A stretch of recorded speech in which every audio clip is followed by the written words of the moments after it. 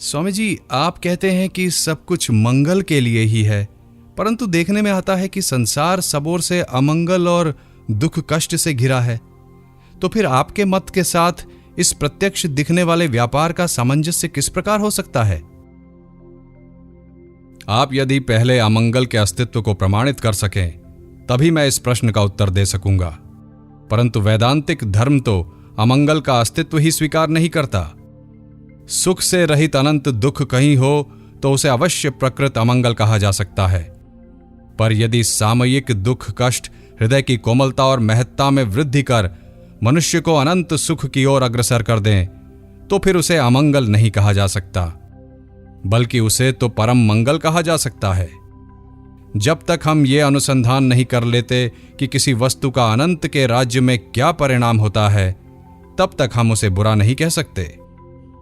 शैतान की उपासना हिंदू धर्म का अंग नहीं है।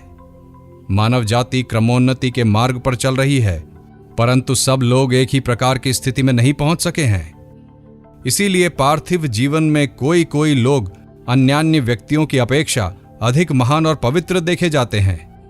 प्रत्येक मनुष्य के लिए उसके अपने वर्तमान उन्नति क्षेत्र के भीतर स्वयं को उन्नत बनाने के लिए अवसर विद्यमान है।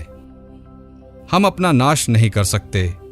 हम अपने भीतर की जीवनी शक्ति को नष्ट या दुर्बल नहीं कर सकते, परंतु उस शक्ति को विभिन्न दिशा में परिचालित करने के लिए हम स्वतंत्र हैं।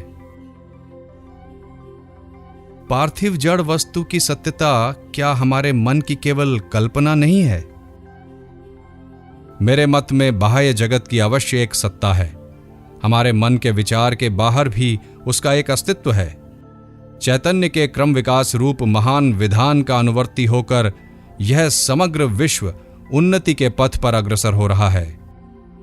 चैतन्य का यह क्रम विकास जड़ के क्रम विकास से पृथक है। जड़ का क्रम विकास चैतन्य की विकास प्रणाली का सूचक या प्रतीक स्वरूप है, किंतु उसके द्वारा इस प्रणाली की व्याख्या नहीं हो सकती। वर्तमान पार्थिव परिस्थिति में बद्ध रहने के कारण हम अभी तक व्यक्तित्व प्राप्त नहीं कर सके हैं। जब तक हम उस उच्चतर भूमि में नहीं पहुंच जाते जहां हम अपनी अंतरात्मा के परम लक्षणों को प्रकट करने के उपयुक्त यंत्र बन जाते हैं, तब तक हम प्रकृत व्यक्तित्व की प्राप्ति नहीं कर सकते। ईसा मसीह के पास एक जन्मांध शिशु को ले जाकर उनसे पूछा गया था कि शिशु अपने किए हुए पाप के फल से अंधा हुआ है अथवा अपने माता पिता के पाप के फल से। इस समस्या की मीमांसा आप किस प्रकार करेंगे? इस समस्या में पाप की बात को ले आने का कोई भी प्रयोजन नहीं दिख पड़ता। तो भी मेरा दृढ़ विश्वास है कि शिशु की यह अंधता उसके पूर्व जन्मकृत किसी कर्म का ही फल होगी। मेरे मत में पूर्व जन्म को स्वीकार करने पर ही ऐसी समस्याओं की मीमांसा हो सकती है। मृत्यु के पश्चात हमारी आत्मा क्या आनंद की अवस्था को प्राप्त करती है? मृत्यु तो केवल अवस्था का परिवर्तन मात्र है। देश काल आपके ही भीतर विद्यमान है, आप देश काल के अंतर्गत नहीं। बस इतना जानते ही ये यथेष्ट होगा कि हम इहलोक में या परलोक में अपने जीवन को जितना पवित्र और महान बनाएंगे, उतना ही हम उस भगवान के निकट होते जाएंगे जो सारे आध्यात्मिक सौंदर्य और अनंत आनंद के केंद्र स्वरूप हैं। स्वामी जी, क्या वेदांत का प्रभाव इस्लाम धर्म पर कुछ पड़ा है? वेदांत मत की आध्यात्मिक उदारता ने इस्लाम धर्म पर अपना विशेष प्रभाव डाला था। भारत का इस्लाम धर्म संसार के अन्यान्य देशों के इस्लाम धर्म की अपेक्षा पूर्ण रूप से भिन्न है। जब दूसरे देशों के मुसलमान यहां आकर भारतीय मुसलमानों को फुसलाते हैं कि तुम विधर्मियों के साथ मिलजुल कर कैसे रहते हो, तभी अशिक्षित कट्टर मुसलमान उत्तेजित होकर दंगा फसाद मचाते हैं। क्या वेदांत जाति भेद मानता है? जाति भेद वेदांत धर्म का विरोधी है। जाति भेद एक सामाजिक प्रथा मात्र है और हमारे बड़े बड़े आचार्यों ने उसे तोड़ने के प्रयत्न किए हैं। बौद्ध धर्म से लेकर सभी संप्रदायों ने जाति भेद के विरुद्ध प्रचार किया है, परंतु ऐसा प्रचार जितना ही बढ़ता गया, जाति भेद की श्रृंखला उतनी ही दृढ़ होती गई। जाति भेद की उत्पत्ति भारत की राजनीतिक संस्थाओं से हुई है। वह तो वंश परंपरागत व्यवसायों का समवाय, ट्रेड गिल्ड मात्र है। किसी प्रकार के उपदेश की अपेक्षा यूरोप के साथ व्यापार वाणिज्य की प्रतियोगिता ने जाति भेद को अधिक मात्रा में तोड़ा है। वेदों की विशेषता किस बात में है? वेदों की एक विशेषता यह है कि सारे शास्त्र ग्रंथों में एकमात्र वेद ही बारंबार कहते हैं कि वेदों के भी अतीत हो जाना चाहिए। वेद कहते हैं कि वे केवल बाल बुद्धि व्यक्तियों के लिए लिखे गए हैं, इसलिए विकास कर चुकने पर वेदों के परे जाना पड़ेगा। आपके मत में प्रत्येक जीवात्मा क्या नित्य सत्य है? जीवात्मा मनुष्य की वृत्तियों की समष्टि स्वरूप है और इन वृत्तियों का प्रतिक्षण परिवर्तन होता रहता है। इसलिए यह जीवात्मा अनंत काल के लिए कभी सत्य नहीं हो सकती। इस मायिक जगत प्रपंच के भीतर ही उसकी सत्यता है। जीवात्मा तो विचार और स्मृति की समष्टि है, वह नित्य सत्य कैसे हो सकती है? भारत में बौद्ध धर्म का पतन क्यों हुआ? वास्तव में भारत में बौद्ध धर्म का लोप नहीं हुआ, वह एक विराट सामाजिक आंदोलन मात्र था।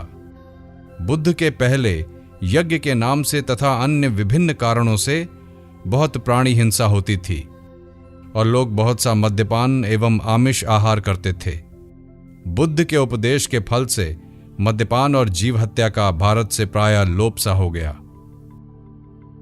आपने जिस अद्वैत अवस्था के बारे में कहा है, वह क्या केवल एक आदर्श है अथवा उसे लोग प्राप्त भी करते हैं? हम कहते हैं कि वो यथार्थ है, हम कहते हैं कि वो अवस्था उपलब्ध होती है। यदि वो केवल थोथी बात हो तब तो उसका कुछ भी मूल्य नहीं। उस तत्व की उपलब्धि करने के लिए वेदों में 3 उपाय बतलाए गए हैं: श्रवण, मनन और निधिध्यासन। इस आत्म तत्व के विषय में पहले श्रवण करना होगा। श्रवण करने के बाद इस विषय पर विचार करना होगा। आंखें मूंद कर विश्वास न कर, अच्छी तरह विचार करके समझ बूझ कर उस पर विश्वास करना होगा। इस प्रकार अपने सत्य स्वरूप पर विचार करके उसके निरंतर ध्यान में नियुक्त होना होगा, तब उसका साक्षात्कार होगा। यह प्रत्यक्षानुभूति ही यथार्थ धर्म है। केवल किसी मतवाद को स्वीकार कर लेना धर्म का अंग नहीं है। हम तो कहते हैं कि यह समाधि या ज्ञानातीत अवस्था ही धर्म है। यदि आप कभी इस समाधि अवस्था को प्राप्त कर लें तो क्या आप उसका वर्णन भी कर सकेंगे? नहीं, परंतु समाधि अवस्था या पूर्ण ज्ञान की अवस्था प्राप्त हुई है या नहीं, इस बात को हम जीवन के ऊपर उसके फलाफल को देखकर जान सकते हैं। एक मूढ़ व्यक्ति जब सोकर उठता है तो वह पहले जैसा मूढ़ था अब भी वैसा ही मूढ़ रहता है। शायद पहले से और भी खराब हो सकता है। परंतु जब कोई व्यक्ति समाधि में स्थित होता है तो वहां से व्युत्थान के बाद वह एक तत्वज्ञ, साधु, महापुरुष हो जाता है। इसी से स्पष्ट है कि ये दोनों अवस्थाएं कितनी भिन्न भिन्न हैं। मैं प्राध्यापक के प्रश्न का सूत्र पकड़ते हुए यह पूछता हूं कि क्या आप ऐसे लोगों के विषय में जानते हैं जिन्होंने आत्मसम्मोहन विद्या, सेल्फ हिप्नोटिज्म का कुछ अध्ययन किया है? अवश्य ही प्राचीन भारत में इस विद्या की बहुत चर्चा होती थी, पर अब उतनी दिखाई नहीं देती। मैं जानना चाहता हूं कि जो लोग आजकल उसकी चर्चा और साधना करते हैं, उनका इस विद्या के विषय में क्या कहना है और वे इसका अभ्यास या साधना किस तरह करते हैं। आप पाश्चात्य देश में जिसे सम्मोहन विद्या कहते हैं, वह तो असली व्यापार का एक सामान्य अंग मात्र है। हिंदू लोग उसे आत्मप सम्मोहन, सेल्फ डी हिप्नोटिज्म कहते हैं। वे कहते हैं आप तो पहले से ही सम्मोहित, हिप्नोटाइज्ड हैं। इस सम्मोहित भाव को दूर करना होगा, अपसम्मोहित, डी हिप्नोटाइज्ड होना होगा। न तत्र सूर्यो भाति न चंद्र तारकम नेमा विद्युतो भांति कुतोयम अग्नि तमेव भांत मनुभाति सर्वम तस्य भाषा सर्वमिदम विभाति। वहां सूर्य प्रकाशित नहीं होता, चंद्र तारक विद्युत भी नहीं, तो फिर इस सामान्य अग्नि की बात ही क्या? उन्हीं के प्रकाश से समस्त प्रकाशित हो रहा है। ये तो सम्मोहन हिप्नोटिज्म नहीं है, ये तो अपसम्मोहन डिहिप्नोटाइजेशन है। हम कहते हैं कि वह प्रत्येक धर्म जो इस प्रपंच की सत्यता की शिक्षा देता है, एक प्रकार से सम्मोहन का प्रयोग कर रहा है। केवल अद्वैतवादी ही ऐसे हैं जो सम्मोहित होना नहीं चाहते।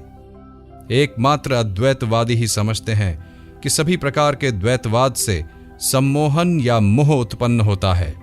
इसीलिए अद्वैतवादी कहते हैं, वेदों को भी अपरा विद्या समझकर उनके अतीत हो जाओ, सगुण ईश्वर के भी परे चले जाओ, सारे विश्व ब्रह्मांड को भी दूर फेंक दो। इतना ही नहीं, अपने शरीर मन आदि को भी पार कर जाओ, कुछ भी शेष न रहने पाए, तभी तुम संपूर्ण रूप से मोह से मुक्त होगे। यतो वाचो निर्वर्तन्ते अप्राप्य मनसा सह आनंदम ब्रह्मणो विद्वान न बिभेति कदाचन। मन के सहित वाणी जिसे ना पाकर जहां से लौट आती है, उस ब्रह्म के आनंद को जानने पर फिर किसी प्रकार का भय नहीं रहता। यही अपसम्मोहन है। न पुण्यम न पापम न सौख्यम न दुखम न मंत्रो न तीर्थम न वेदा न यन्यः अहम भोजनम नैव भोज्यम न भोक्ता चिदानंद रूपः शिवोहम शिवोहम। मेरे न कोई पुण्य है, न पाप, न सुख, न दुख। मेरे लिए मंत्र, तीर्थ, वेद या यज्ञ कुछ भी नहीं है। मैं भोजन, भोज्य या भोक्ता कुछ भी नहीं हूं। मैं तो चिदानंद रूप शिव हूं। मैं ही शिव मंगल स्वरूप हूं। हम लोग सम्मोहन विद्या के सारे तत्व जानते हैं। हमारी जो मनस्तत्व विद्या है, उसके विषय में पाश्चात्य देश वालों ने हाल ही में थोड़ा थोड़ा जानना प्रारंभ किया है, परंतु दुख की बात है कि अभी तक वे उसे पूर्ण रूप से नहीं जान सके हैं।